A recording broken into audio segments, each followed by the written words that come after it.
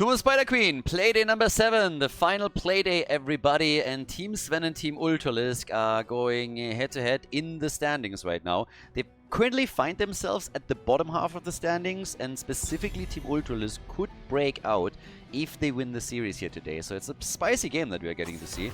And yeah, I'm really excited for it. Now we're in Banshee Cup season number 2, in case that you're not familiar with it. If this is one of the first matches that you watch, you should go back and watch some of the other ones as well. But just to catch you up real quickly, the teams this time were decided by captain. So we had players sign up individually for the tournament, not as a full 5-man stack.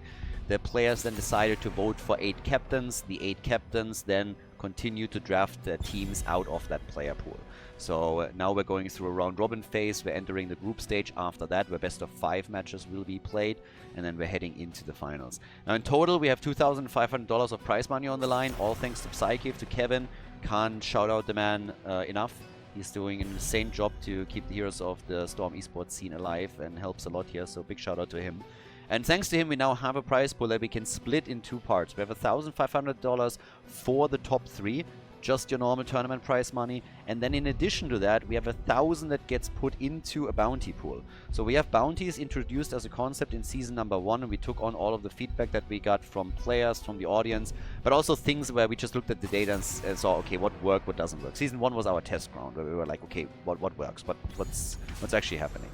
And now we are starting to adjust this with season number 2. So instead of paying the teams a fixed amount of money for every single bounty that gets completed, what we're doing this time is $1,000 of that prize pool that I was mentioning earlier is in a bounty pool. And whenever a team completes a bounty, they get 1 ticket for that pool. And they, of course, can accumulate more and more tickets. And then at the end of the season, we're looking at how many bounties were completed in total. And each team gets their share depending on how many bounties they completed in relation to the total amount completed. So if teams don't go for a lot of bounties and you complete some, you get a huge chunk out of those $1,000, and it's actually pretty cool. I think up to this point we have something around 5 or 4 completed, and we'll see more and more in the group stage, I suppose. But yeah, it's a lot of fun. And quick spoiler alert, we have another one attempted here, and it is glorious. This is exactly what I really like, because now we have Stitches and Alexstrasza, and I can already guarantee you that we are going to get that globe quest. Now, I've been talking about this for a long time now. I said from the start that I personally believe we're going to see this bounty attempt at 100%. And my guess was that we're going to see it in, let's say, the best of 5 matches in the group stage, when we're going to game number 5 or 4, and then either on Tomb of the Spider Queen or on Infernal Shrines. Now we have it on the first map on Tomb. So I am a little bit curious if it works out as a first map bounty, but I love that it's getting played here. This is going to get real fun. Stitches and Alexstrasza, and if that gets into the late game, you can have Stitches with an insane amount of hit points. And yeah, it's just going to be brilliant. Alexstrasza, obviously, as a support, has a couple of issues. You're not really operating with a cleanse here. You have really nice heals also on single targets, but you're still missing out against big stuns. The opponent went for Hogger, who can still play with the Shockwave. We have Jojo now as an amazing tank, of course, on this map. I'm a bit surprised that he wasn't banned out. And we get then on top of that Anduin. That leaves us with a final pick, which could be Genji, of course, to get that Anduin Light Bomb engage. But Team Ultralisk apparently coming into the series with a lot of confidence as they're trying to make the plays here. Ultralisk himself with Imperius, or Porky on Imperius now, and Ultralisk, they need some range damage. They have nothing, and he goes for Gul'dan. So we're going to get that mage damage, we're going to get that clear. And off we go! Last pick for the blue team, for Team Sven. Can Team Ultralisk break into the top 4? Do they have a chance here? Khaldor! We could say Convection. If they go Convection here, we're going to get a bounty completed no matter what. Game is set. Let's go. Tomb of the Spider Queen, our first map in the series. Game number 1, Team Sven against Team Ultralisk, everybody. On the left, Sven on Hogger. We get Arian with Mephisto, Nano on Khaldor, and here it is. Convection, baby. Absolutely love it. So we're going to get a bounty completed no matter what in this series. Quick reminder, you do not have to complete Convection. You just have to play and win the game with Convection. You don't have to complete the actual talent. Captain Rex on Anduin, Ether on Johanna, and on the right side of the map we now have X-Ray on Imperius, we have Ultralisk on Gul'dan, Meldor on Blaze, Alexstrasza played by Außenseiter, and Porky with Stitches once again on the tank. So here's the globe combo, Circle of Life for Alexstrasza and Hungry for More for Stitches. And let's see what's stronger, Convection or the Globe Quest. This is going to be good.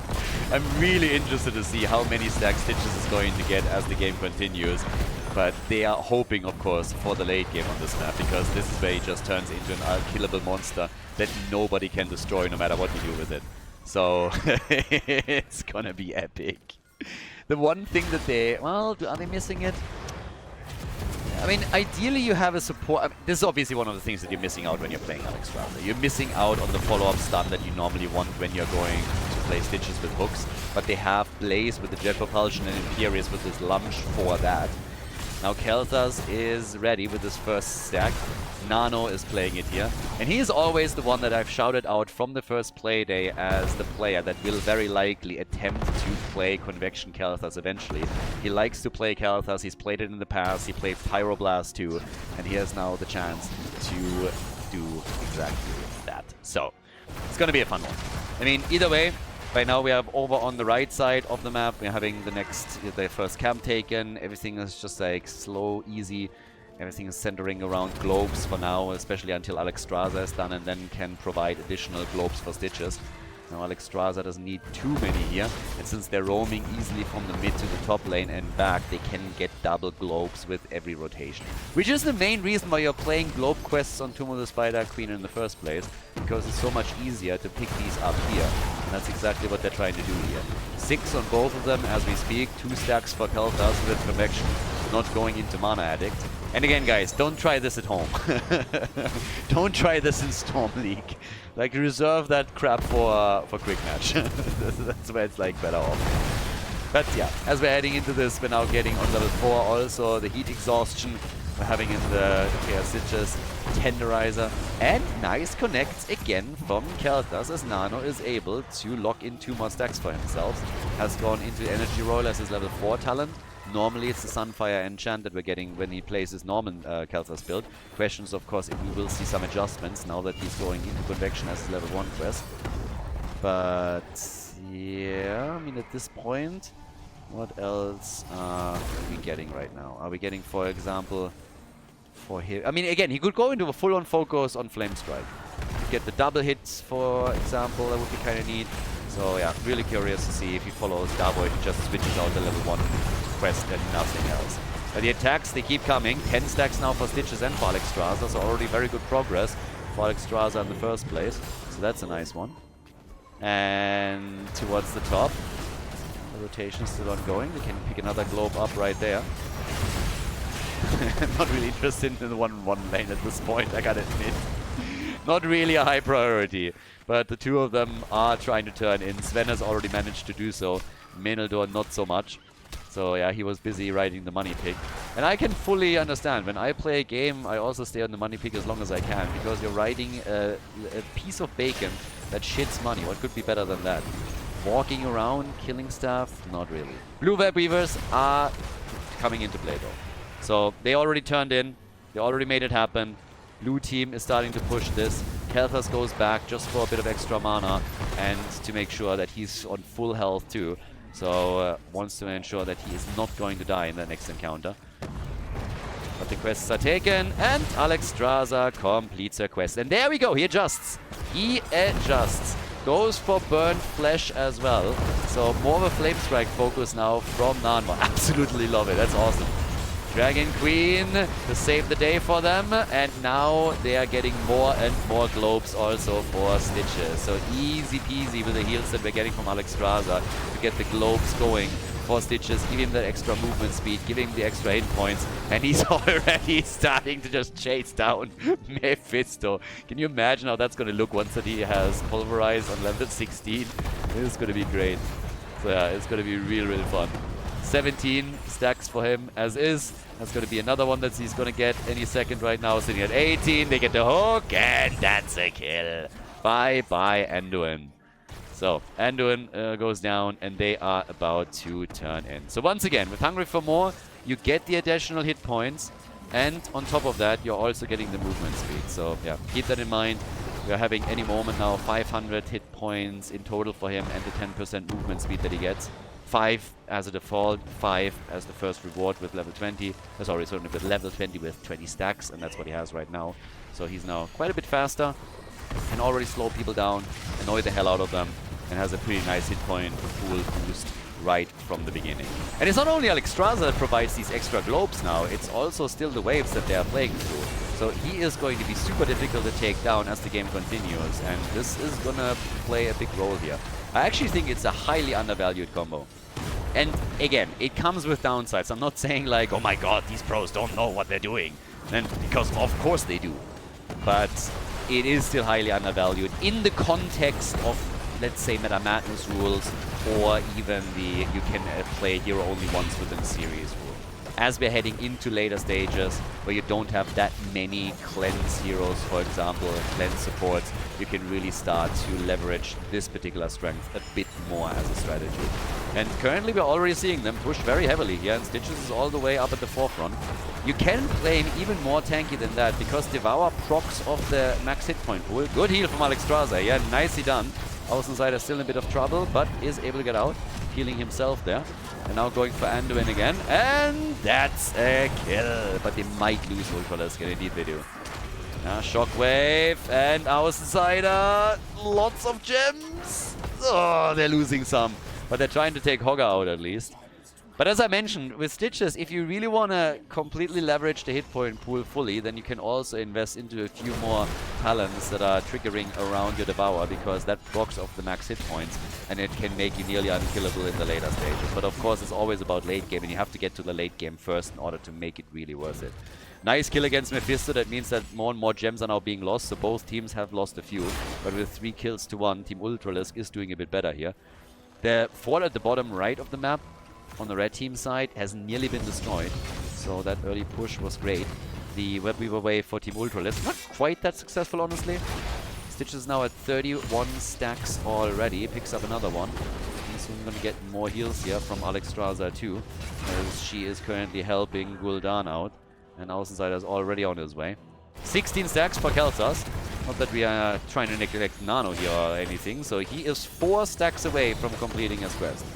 4 stacks away, and then it's all about making sure that they're getting the full value out of this. And once again, a reminder, you're not completing the bounty if you complete the quest. You complete the bounty just when you pick the talent and win the game. That's the condition for the blue team to win their bounty. Gorge being used. They're already trying to make a move here. Could use Horrify. No, simply walks out. And again, the stun and big condemn and blessed shield. Oh my god. What a slaughter play. Alexstrasza gets murdered, so does Ultralisk. I mean, they got annihilated in that encounter. No chance for them. Big plays, and holy hell, that was bad for them. Yeah, they lost way too much here. Blaze chased down and also getting killed, and that's tons of momentum now for the blue team.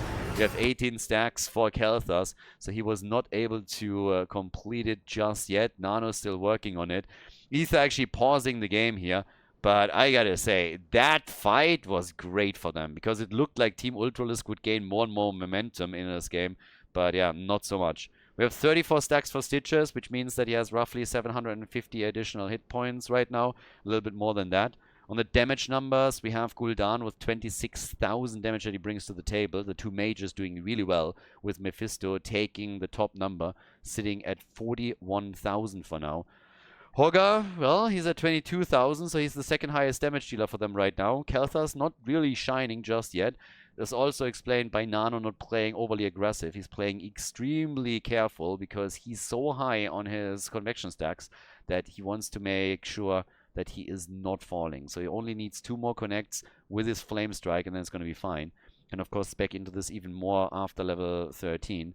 But for now, it's all about pushing straight through the middle, maybe even getting the turn-in. They got 65 gems, they need 55, so the turn-in is possible for them. And Kel'Thas is going to stay with the 4-man for as much as he can, I suppose, now, just to make sure that he's able to get those hits in that they still need. And if they push with the Web Weavers, yeah, it goes back already. Needs, of course, also some mana. That's one of the problems when you don't go mana addict too.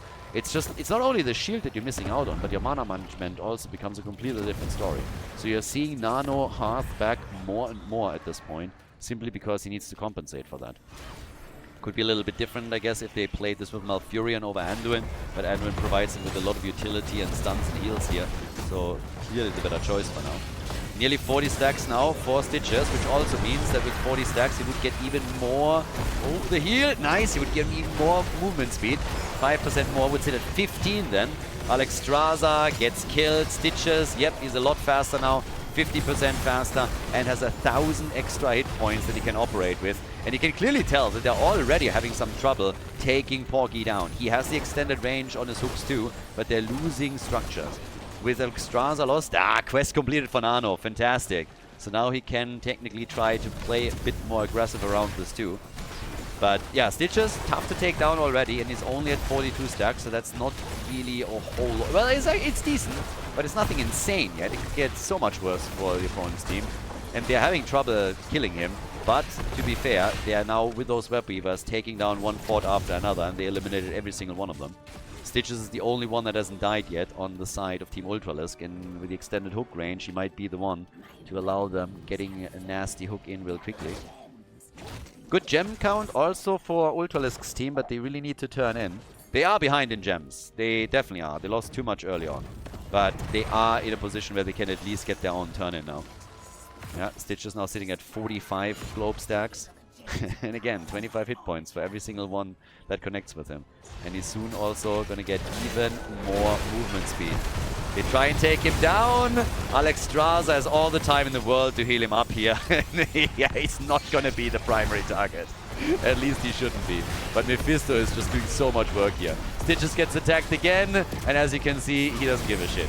Well, maybe now he cares. Yeah, now he cares. That heal from Alexstrasza came a moment too late. They take Khaldor out, just unfortunately for them a little bit too late, but Stitches died at least once. They had to work hard for it, and lost 2 of their damage dealers in the process. So, yeah, as the game continues, it's going to be even more tricky for them to take him down. As long as they are burning everything on Stitches, the rest of the team can still get kills. And that's a triple kill now. Triple kill and the turn-in that they can go for fairly easily. 6 kills to 6 all in all. So, yep, we're off to the races in this one. This should allow them to take at least 1 fort out. Honestly, the minimum should be 2. And they're already breaking through the top lane. Gotta do this as quickly as they can. Not wait for the Web Weavers, but do as much damage as possible before they're even in play. Here comes in with level 16. Also Ignite. Flame Strike applying the living bombs now. Since he's operating a lot around those, that helps them too. Yeah, another hook potentially. Hogga is at the bottom of the map. Has welcomed the Web Weaver very early on. And with level 16 now in their hands, it gives us Draconic Discipline, which is amazing, of course. And Pulverize for Stitches. The quest is completed on level 1 for Gul'dan. That means he gets now the full value out of him running Ruinous Affliction on level 16. So another big one for him. 2 forts. Well, actually only 1 fort destroyed. They didn't even take the fort at the top lane out. But they're now moving down to the bottom of the map to try and escort the spiders in. Web Weaver's already gone. They try to go for Anduin, and they can't get in. Stitches gets the heal again. Fully healed, but Imperius has fallen. So yes, Porky is still alive. Is trying to get away here at the bottom of the map with Jet Propulsion also starting to escape. Hogga with 42 stacks is still spinning. And Außenseiter has also done his best to get out of the fight unscathed, but they still lost Imperius, and with Ultralisk gone, there's not a lot that they can do now. There is a turn-in opportunity for Team Sven, as they are of course going to try and do way more work. They're not turning in though. Actually, my mistake. They are turning in with Sven, and that is delivering. Yeah, that is giving them the objective. He's actually like slowing it down even, and might now be in the. Did he not see that? What? He could have easily interrupted that. I thought they scouted that. I thought he saw him. He could have easily interrupted, and they didn't. So they have to face the objective. Boss at least wasn't taken. Stitches picks up another globe. 56 for him at this point. So another 4, and he picks up 5% more movement speed. So his movement speed is getting ridiculous. I mean, he's going to be at 20 additional movement speed. And he is already... I mean, once that he picks up the additional 4 globes, he's at 1,500 additional hit points. Just saying. So, yeah, big thing for him. Did not invest into any Devour talents, by the way. Yeah, has taken absolutely none of them. Which would really have helped them a bit too. But, yeah, he just moves in. He doesn't care. Stitch is a big boy now. Stitch is no care. He just moves in towards the front and he's like, yeah, burn all your abilities on me. I'm totally okay with that. No problem here whatsoever. As long as Alexstrasza is still around and has her ult, you're not going to kill me that easily. So the hits keep coming. Team Sven, they want the bounty. They want the win here. Hook is in. The helping hand is coming out. Stitches marching towards the front. They're again targeting him. The shockwave already came out. But yeah, he's just a beefy boy. And hits the hook like a champ. They go for Porky. And they try and take him out. They don't have the stuns here though. Stitches gets attacked again. Bunker's already out. Quick heal. Captain Rux gets wrecked. And they're trying for main door. Whoa, he gets away with the jet propulsion. Not even close. Clutch escape. Stitches is just barreling through. He doesn't care. Stitches doesn't give a crap. They take Mephisto and they take Jana out. And it's just glorious. 3 kills for the red team. An endless back and forth. Stitches now with 63 stacks. So yes, he has 20% additional movement speed just walking. It's not going to take him much longer, and he's going to be faster off mount than on his mount. And of course level 20 is also soon getting ready for them. Now it's noteworthy to point out that Team Ultralisk has still not taken out more than a single fort in this game. Whereas they've lost hit points on their keeps, they're struggling on that a lot. So with that boss and the web weavers that they can get on top of it, they're hopefully finally taking at least the outer ring of defense of Team Sven apart. But yeah, boss is going to be taken. We now have Flamethrower, which is really nice for Khaldor, of course. The turn-in is slowly coming, and this is really the moment where you need to do some damage. You need to do some work here. So, Porky already looking for the next hook, and he hits it like a champ on Khaldor of all people. The shockwave comes out. Khaldor gets saved by Anduin. Insane. God, Anduin would piss me off. And it would just piss me off. Stitches eats the ult. Again, my man doesn't care. And look how quickly he's also picking up his stacks now. He's at 68. 68, so he's nearly on 2,000. Oh, not quite. He's getting more and more hit points, which is just ridiculous. And he's hitting those hooks like a big boss. So Alexstrasza is just giving him globe after globe after globe. Anduin in trouble, and he's dead. Alexstrasza a bit low, YOLO's out the heal. Oh, Porky! He's about to die, he's about to go down. No, they're all alive. Stitches is alive, gets the heal. They couldn't kill him, but 3 heroes are dead on the side of Team Sven. And the fort, the keep, it will be destroyed in a moment. All the forts are now gone. Keep in the middle gets attacked. They're going for Sven. Stitches with 71 stacks right now. He is absolutely unkillable. Conviction Khaldor on 60,000 damage, 92,000 for Mephisto, but Stitches is just unkillable at this point. They're taking everybody down. 5-man team wipe, and that is the lead for Team Ultralisk, and a completed bounty for the red team. Nicely done, well played. They complete the Stitches Alexstrasza bounty. Congratulations. Before we head into game number 2, make sure that you subscribe to the channel if you haven't done it yet so you don't miss out on any future content here on Khaldor TV.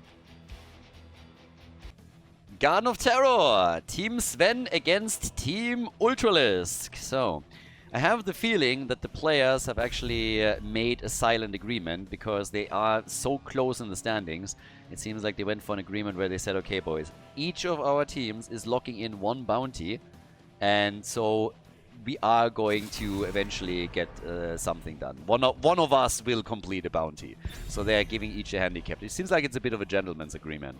And yeah, totally fine with that. This is, by the way, one of the reasons why we also decided that you can't complete multiple bounties on the same map. Because then you have, if you have something like this, or if you have one team that just farms another, they could really just lock them in over and over again, and we kind of wanted to avoid that kind of play. But when they do it within like a series, then I'm okay with it. It guarantees us fun games. It's going to be interesting to see which bounties are going to be successful here and which ones aren't. Now, we could still get, for example, an Illidan bounty with Hunt. There are some teams that have already completed that, but there's still, of course, a chance. Each team can complete every single bounty 1 time. And just to give you guys a little bit of a refresher, since we can expect some bounties to be picked up in this game now too, here is the bounty board. So the Alexstrasza bounty was just completed by Team Ultralisk, which means they can't go for Alexstrasza stitches again. But, for example, Team Sven could very well do that. If they just looked at it on the last map and they're like, ooh, that's pretty awesome, then they could try and do it. And then they remember that they're playing in the Banshee Cup, and then we have a draft rule that says that you cannot play the same hero more than once within a series. Like, both teams. So, yeah. Vikings get banned, so already no fun zone right here. Team Ultralisk, the one with the ban. Just unfortunate, but it is what it is. And yeah, let's look at our picks. I'm kind of sad that the Khaldor bounty has not been completed yet. We have seen it attempted twice, and both times the team lost. So, first pick. What are we getting? Okay, we get Vala. I mean, at this point in my head, I'm playing Guess the Bounty. Because again, after map number 1, the teams came into the channel and they were asking like, hey dude, so we can complete multiple bounties in the match, right? Just not on the same map. And we're like, yes. So they are going to try for additional bounties now. And I'm playing Guess the Bounty. With Vala picked, I'm calling triple healer. We're going to get triple healer for Team Sven. They're going to play Vala auto attack and then triple heal. So now they're going to pick a tank and a healer, and then they're going to pick a double healer towards the end. It could happen. It could happen. It's one of the combos that you could actually play. Or of course they're just adding some one of the heroes, like maybe Asmodan, and just try and destroy some structures here. They go for Illidan. Okay, so they go for the Illidan bounty. Illidan and Stukov, they were the ones banning Abathur, so that's why that surprises me a little bit. With them going for Abathur, with them banning Abathur, I really thought that there's no way that they're going to try and do that, but yep, that's what it is. Just as a reminder, Ultralisk's team has actually already completed that bounty. They've already done the Illidan bounty. So they couldn't have used that again, but this time it's Team Sven that attempts it. Me likey. And Sven's Illidan is not bad. He's actually played it, I believe, in Season 1? Was it the tournament before? Not sure. But yeah, so we're going to get Hunt. We're going to get Illidan and Hunt. That's the bounty. You have to play Hunt. And for the red team, are they also going to pull one off again? Mirrodin and... Okay. Mirrodin and Deckard Cain. So they're still missing their last pick. And if they want to go for a bounty, they have a few options. They could go for Nova. You could get a Nova bounty attempt, Valera, you could go Asmodan, so Probius. There are a few. It would be kind of fun. What are they comboing off with Illidan now, though? I'm a bit surprised. I mean, something that has stun would actually be pretty nice for Team Ultralisk, because they got to deal with Illidan. And they have Skullcracker, they have Mirrodin with the Stormbolt, so they got some tools. Here comes Artanis. Okay. May, Artanis, and Illidan. All shielding Vala, I guess, who's gonna go auto attacks. If they want to go full camp, they could also go Gazlo. Gazlo has been attempted way more than I expected. We've seen Gazlo. The Gazlo bounty has been completed 2 times. Once by Dequaza, and I honestly don't remember 100% on top of my head who completed it the second time. But here comes Sonya. No bounty. No bounty for Team Ultralisk. Damn, seems like they want to win the series. Unbelievable. They want to win the series. Team Sven is just like, now we're good. We're going to go Illidan. And we're heading into Garden of Terror. So let's go, ladies and gentlemen. Match point number 1 for Team Ultralisk. We're going to Garden of Terror. Game number 2. Only 1 bounty attempt here. And yeah, who is going to lock in the W here on the second map? We have Team Ultralisk in the lead already with a 1-0. But on the left, the blue team with Nano on Artanis, Sven on Illidan. We get Ether on May, Captain Rex on Stukov, and Arian with Vala going for an arrow build. Now my first question with that would be, is he also committing to Monster Hunter on level 7 and trying to get more camps for the team here, or what's going to be their approach? On the right side of the map, X-Ray for Team Ultralisk with Mirrodin. We have Maenaldor on Sonya, Porky on Deckard Cain, Ultralisk is playing Sergeant Hammer, and Außenseiter is going full one trick on Genji. Okay, stage is set. 1 bounty attempt by the blue team, always assuming that they're going for the hunt. But I think that is a pretty fair assumption.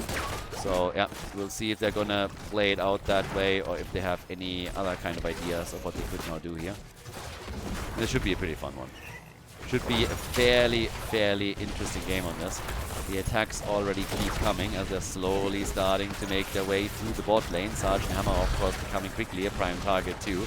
And that's where Stukov is starting to shine. And YOLOs out his abilities. So yeah, gets the lurking arm in and tries to set the stage for the rest of the team to dish out the damage and drop the hammer. Figuratively and literally. But camps are up. That means that the teams are now going to start to make their moves here. Starting to move in and do their thing. So with that, we have a couple of storm balls from X-Ray already being YOLO'd out as he's trying to interrupt them and slow the process down. But nobody is joining him to get stuff done. Interesting also, by the way, when we're talking about level 1 choices, not only the stacks that we're getting for Vala with arrows, but also Illidan went into Unending Hatred. So with that, as the game continues, and if this is going to be one of those 25-30 minute games on Garden of Terror, he can get some serious single target damage that will help him later on to apply pressure. But they're losing Trash Tannis first, so as per usual agreement, the handicap is in play. Trash Tannis goes down in the middle of the map. Down at the bottom though, yeah, they break at least 2 parts of the wall, even though they can't take an actual tower down, but they get at least got close with it. Push is still coming, and let's see how much more they can do here. Can they name... Yeah, they stacked for Vala a little bit. Gets the 4th stack in, aims for another one, sitting at 5. We now have also Muradin with his level 4 choice, so he's going for Bronze 3 and Rage on level 13 with a Reverberation as his level 4 pick. Sergeant Hammer with Siege Tactics. Sonya is now gone for a few camps, and as per usual, when you're playing on Garden of Terror, going for a lot of camp clear and really doing your work is just mandatory. You need to get those camps, you need to apply pressure. It's a huge map. If you have mercenary camps trotting through every single lane and your opponent doesn't, you will end up with a nice advantage, getting some extra structural damage in, and this is exactly what they're playing for right now. So we have Deckard Cain currently doing his thing. Porky is just moving around on his little ghost horsey, and again the attacks being thrown out by Vala. She's on 6 arrows. And Illidan at the top, up against Sonya. Illidan is always a late game hero. It's a big map, so it really works for him because he has so much distance where he can chase people once the supports are removed, or at least a few of them. Big map in general where he can use his pseudo-global to move from one lane to another and try and snipe heroes with the help of some others. Good connects from Vala still as she's stacking, and it's all about the team fights later on. Camps and team fights. We'll see what the level 7 choice is for Vala, but if she also goes into Monster Hunter, then they can take those camps out even faster. It's not normally when you're playing outside of Battlefield of Eternity, most of the time Monster Hunter isn't really a thing. Here you can use it also against Garden Terrors, so if you're looking more into a PvE setup, then that would work for her. And she's really stacking this up, or at least trying. Not necessarily even stacking, just YOLOing them out, one attack after another, and it's the standard. It's Frost Shot. So no Monster Hunter shenanigans or anything like it. So we're going Frost Shot here, getting a bit more damage in against the slow targets. That obviously also vibes well with other heroes that they have in the pack. Mei, for example, is going to help her to capitalize on that talent a lot. Stukov dodges the Storm Bolt and gets out as Arian is connecting more arrows, more damage, more stacks, and Illidan is doing the same thing. Has now on level 7 picked up the Unbound, and they're still doing the dance at the bottom of the map with Außen Insider becoming the next target here, and Vala should have her cooldowns back in a second. Yeah, connects one, and the second one misses. Hits the wall though. Structural damage, but Vala becomes the center of attention and dies. So we have another kill for Team Ultralisk. Yeah, Ultralisk his team has a problem that there is a lot of scaling going on for Team Sven. Illidan is going to scale throughout the entire game. Vala is going to scale with the arrows. So you don't want this to be an insanely long game. It's going to get harder and harder as the game continues. So you want to speed things up a little bit if you can, and really apply pressure with Sergeant Hammer, siege up when it's possible for you, and really make it a problem for your opponent. I'm actually kind of surprised that we have heavy impact here, to be honest with you. Because with Illidan, I really expected them to go for Skullcracker. It's a great talent to take in the first place and something that we're seeing a lot. And if you're going up against someone like Illidan, I would have expected them to go even for those mini stuns. Just anything that can interrupt his flow a little bit. But yeah, in this case, they go for heavy impact. So allows them to engage, of course, a bit harder here. We'll see if it works out for them. We still have some stuns and some tools against Illidan. It's not like they have nothing. Vala, yeah, talking about having nothing. She has no hit points. And is dead. So, kill number 3. I mean, so far it's working quite nicely for them. Vala has been doing a great job stacking, but now she's being taken down again. Hunt is in for Illidan, so yes, it is a bounty attempt. Would have been kind of funny if they now decided to go into Metamorphosis. But yeah, of course not. We have also Dragon Blade for Genji. Vala, I mean, she could strafe it up here. With Mirrodin not going Skullcracker, it's another thing, but I would still expect Rain of Vengeance. Nope, she goes strafe. Vala goes strafe. And they take the Siege Giants out. The first seeds have also been... I mean, we have 3 seeds in total. Last one now gave the lead to Team Ultralisk. 2 seeds to 1. And off we go. Ice Wall is in. They're trying to force the fight here. Genji and Sonya on the way up towards the top. And Illidan on Sergeant Hammer, but they're switching the target to Deckard Cain, and he dies. Deckard Cain goes down. Vala with strafe, also able to dish out more damage. Connected a few more arrows. 2, so she's sitting at 17, 18. Yeah. That late game could be annoying. I'm actually not so sure how this is going to play out for Team Ultralisk as the game continues, because while they are doing well now and have 3 kills to 1, have a bit of a lead and have structurally done some damage, as we are seeing more and more connects coming for Vala, for Illidan.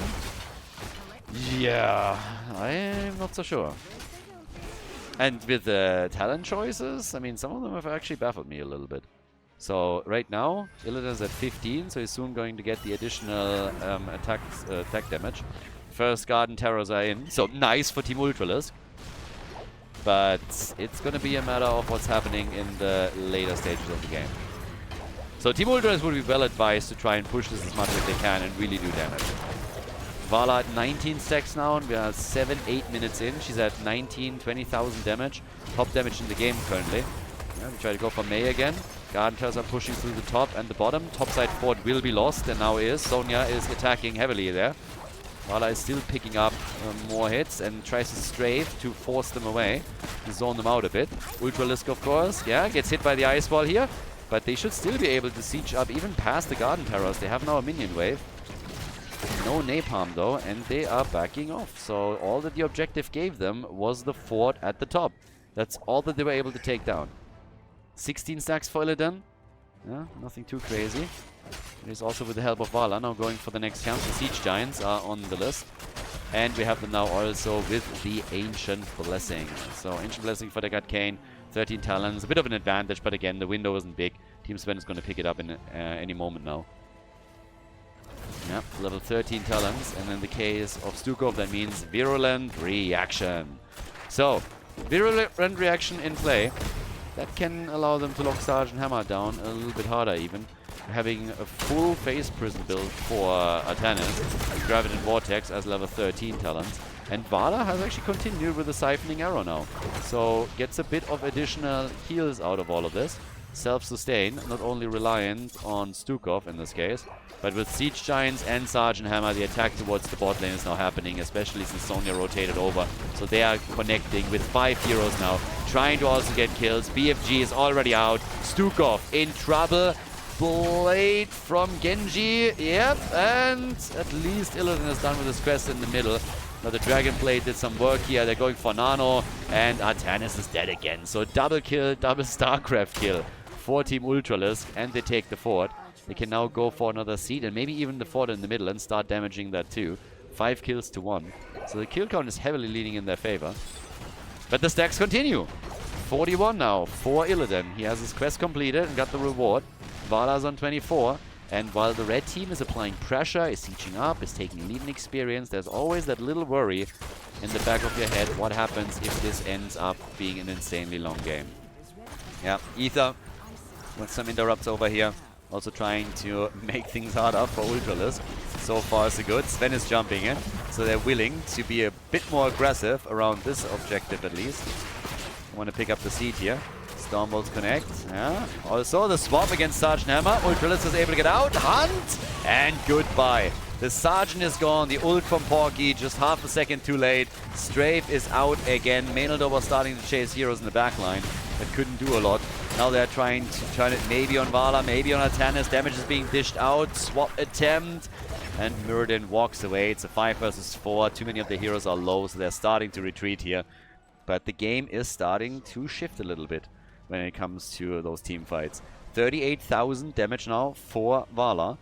Illidan is on 10k, so he's insanely low. But as I said, he's also not a hero that is centered around a lot of poke damage.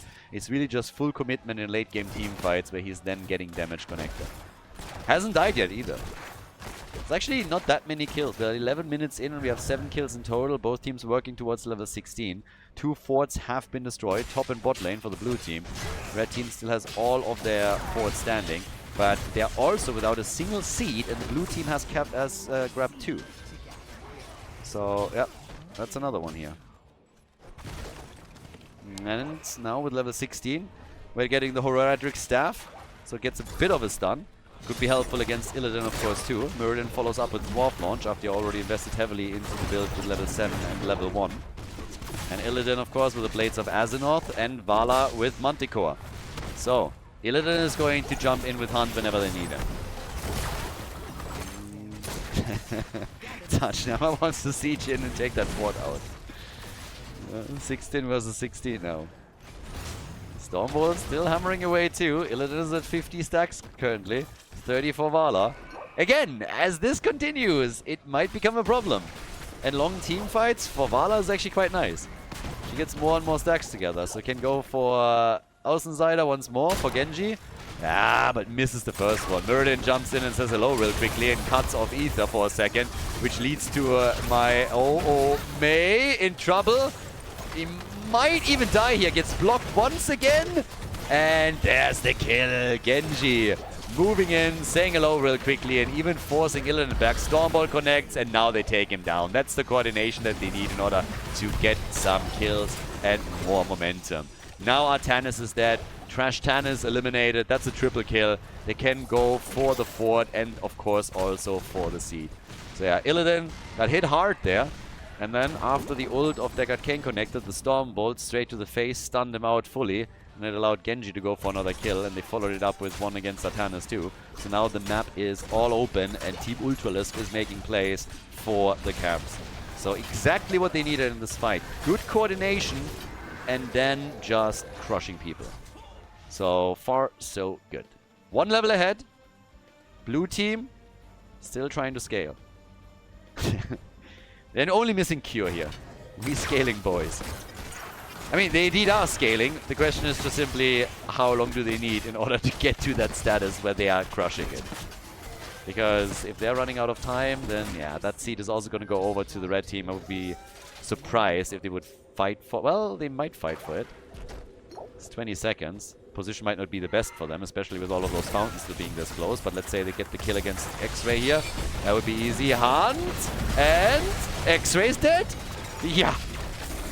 That's how fast this happens sometimes. X-Ray is gone. And while Ultralisk does a ton of damage, can they get the kill on Sven? Can they get the counter kill?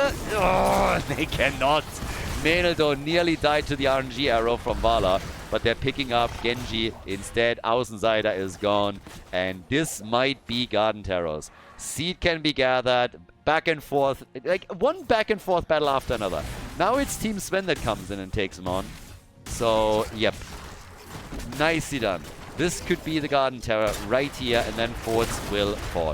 Vala's attempting to pick up some additional stacks. She's at 38 now. So, yes, her damage is increasing, and once that level 20 is picked up with Acrobat, she is going to crush the one-on-ones. Here come the Garden Terrors, and that is bad news for Team Ultralisk. Now it's really a question of, okay, how well are they defending here? They got Sergeant Hammer. That's great. But everything else is heavily melee centered. Until Genji comes back. Now, the good news is that most of those Garden Terrors have spawned very, very far on the left side of the map. That's the good news for them. But the attacks, they still keep coming here. And right now what we're getting is, yeah, 19 on both sides. Garden Terror in the middle will be defeated. Down at the bottom of the map, I don't think that they can hold that fort. They might be able at the top. I mean, it's tough enough as is. It's a 15-minute objective now, so they're definitely starting to get a lot more difficult to beat. Illidan is at 62 damage on his auto attacks, and let's not forget, it's not only about the damage numbers that he's able to dish out, but it's also the self-sustain that he can bring in together with it. So Illidan just being able to move through this is huge, and he is going to threaten structures later on as well. Bottom fort is safe, top fort has fallen, so only one additional structure standing from the perspective of the red team. They have level 20 talents now, and that gives us the ultra capacitors. We're getting the dragon becomes me, and also very nice the ult from Deckard Cain. If they can land that properly, it would help them to get quick kills in, and they need to do that against some of the mobile heroes there in the first place. X-ray, rewind as an option. But now the blue team is also going to get their level 20s, and that means Acrobat. And that means, yeah, Vala's just going to tumble around all day, every day. Stormbolt, nice, free damage. Get wrecked. Get wrecked. Mei gets farmed, absolutely farmed. What a kill. And the follow-up, check that out. Holy cow. That was epic. Look how quickly she disappears. Ridiculous. Absolutely ridiculous. Look at this. Holy shit. They killed Mei within half a second. One moment she's there and then she pulls a Houdini and it's just gone. And that double kill allows Team Ultralisk to pick up 2 camps and siege up in the middle to break through the wall. That was big. That was really big. 10 kills to 4. Well done. 50,000 damage on Sergeant Hammer now, 68,000 on Vala. She's the top dog in this game. Seed is coming up, and they could pick this one. 18 seconds for Stukov. Might not get it automatically, still. But right now, we're having more and more camps being claimed, so that puts the pressure onto Team Sven. They need to win this map. They need to, first of all, if they want to get the bounty, but also if they want to push for game number 3. So more camps are now being taken. There's a few still available at the bottom of the map, but with the objective popping up, that gets the priority. 69 stacks for Illidan. Nice.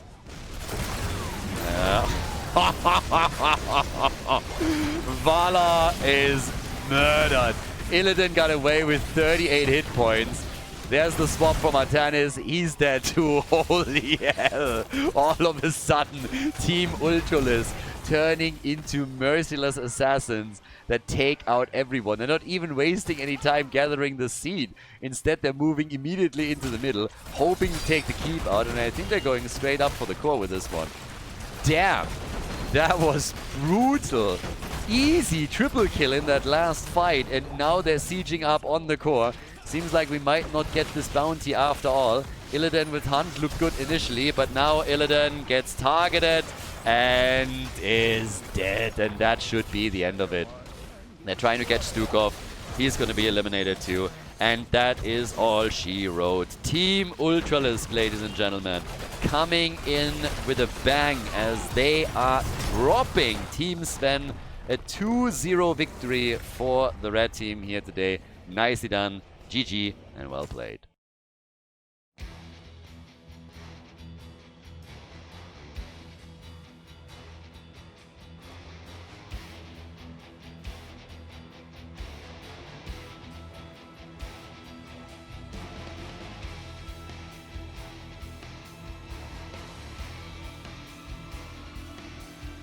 Thank you everybody for watching the video today. I hope that you enjoyed the show and the commentary.